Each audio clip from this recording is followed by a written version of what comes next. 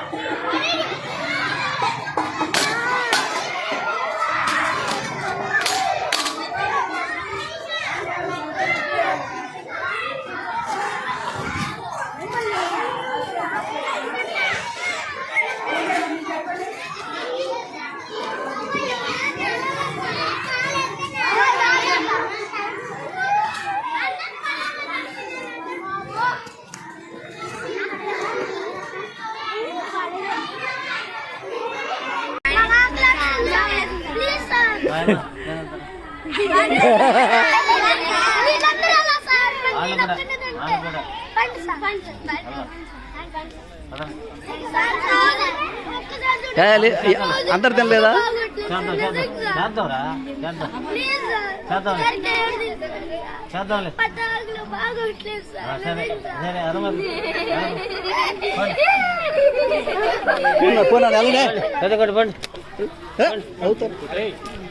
Like చేయండి, share చేయండి, subscribe చేయండి. మరిన్ని వీడియోల కోసం బెల్ సింబల్ పై క్లిక్ చేయండి.